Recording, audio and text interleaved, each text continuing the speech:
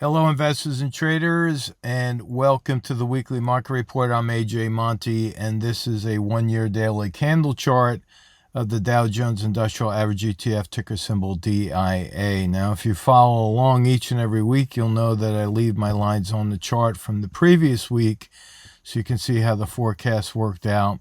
And last week, what I did is I carried this target line down to that level right there, and you can see that when I highlight this box, you'll see what my target price was from last week, and that was 343.17.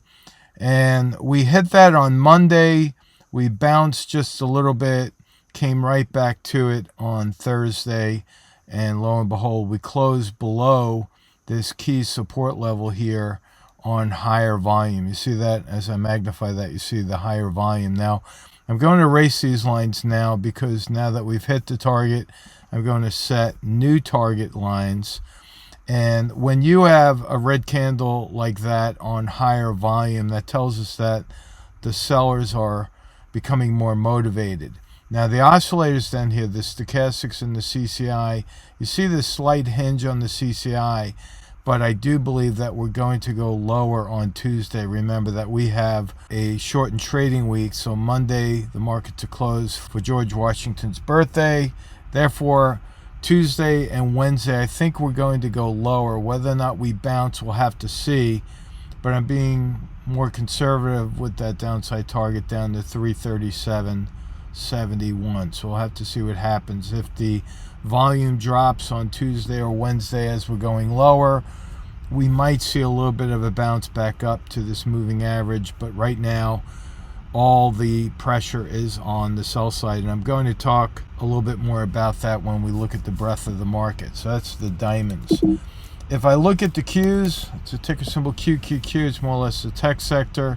Again, you can see my lines were set in place. We hit that on Monday, came back up to the moving average on Tuesday and Wednesday, and then took another nosedive.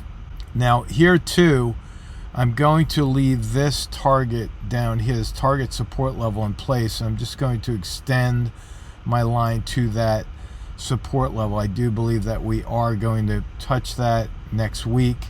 Again, the selling pressure is still in place, higher volume right there.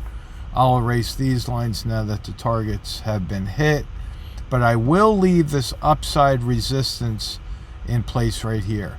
We have resistance at the moving average, but this too will act as a resistance area if we even get up to that level.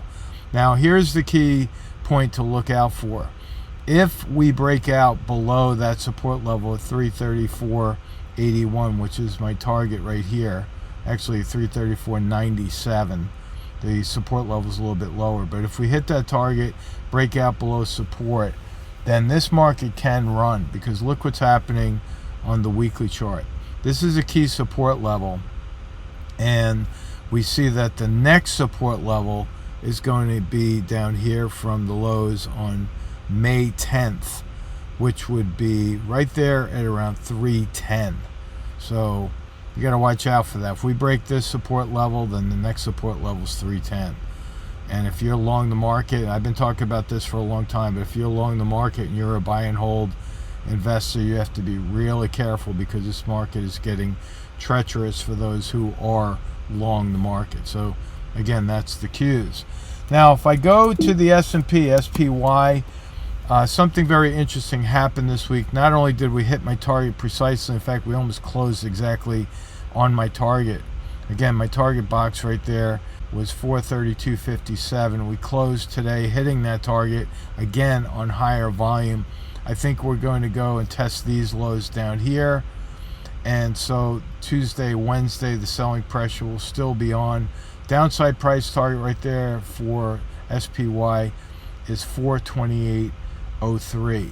Now here's what I want to point out to you. If I switch my chart to a moving average, I track the 20, 50, 100, and 200. Look what's happening here. We have a cross of the 200 right there. The 50 yesterday crossed below the 200. Now, I mentioned this last week, but it's important to pay very close attention to what happens here. When the 20 crossed below the 50, we had selling coming into the market. Then the 20 crossed the 100, and what happened? We had selling coming into the market. Now the 20 is crossing below the 200. We're seeing selling coming into the market, but I think that's going to be prolonged selling, because if the 20 stays down below the 200, guess what's going to happen next? The 50 will cross the 100. And what this does is it starts to kick in the sell programs that are used as algorithms to manage risk in the market. A lot of funds will start selling based on these moving averages crossing. So you have to really keep an eye on that. That's SPY. All right, so now I go back to my regular charts. You'll see this is a key support level for S&P. Now, the VIX, which for the most part is inversely related to S&P, remember what I said last week? I said I wouldn't, and I even drew these blue crayon lines here on the chart. I said I would not be surprised if the VIX pulls back to this trend line and then bounces. That's exactly what's happened. Now, I'm not moving this at all. This is a longer term target that goes out to March 24th. Again, look at my data boxes that pops up. See that? March 24th, I'm putting a forecast of 41.88 on the VIX. Now, if we go up to that level, it may happen before then, but the bullish VIX is very bearish for the market. Keep that in mind. And every investor and trader should have this on their watch list. It's looking very bullish right now. I do believe we're going to get up over these highs from back here, which were back on January 24th. I think we're going to surpass that. We see higher lows popping up on the VIX here, but we also see higher highs coming in. See this long shadow candle? We had a higher high there, and I think that the next move for the VIX is again going to be a higher high. So keep that in mind. Be very, very careful. I've been talking about risk management for a long time now, since May of last year. And so that is the VIX. Now, finally, IWM. This is the only one that has not yet hit my downside target. I'm keeping that in place. I'm not moving that. I'm not even going to move that zip line over to the right. I'm just going to keep that in place, and I have this horizontal line right here of 188.90. That's where I believe the IWM is going to wind up. And if you look right here on the weekly chart, you'll see that that is a key support level right here. Should that break, we have a gap all the way down here. Now, finally, I'd like to talk a little bit about the 52-week high, 52-week low. We have a 7-to-1 ratio on the New York Stock Exchange here. We have 23 highs, 52-week highs, but look at this. We have 178 new 52-week lows. That's for the New York Stock Exchange. Now, if you look at the NASDAQ, look at this. We have 31 new 52-week highs, but look at that. 463 new 52-week lows. That's 15-to-1 to the downside. So the breadth of the market, looking at the 52-week high, 52-week low list, still looking very bearish. Be careful. Keep your stops in place. I'll put the link to that particular website in the description box so that you can keep track of it on your own. I generally check that 3 times a day, 10 o'clock, around 12:30 to 1 o'clock, and then I check it again at 3 o'clock. Right, so it's something just to keep an eye on, to look at, to see if we're going to get a continuation of the selling, and we are seeing that throughout the entire week.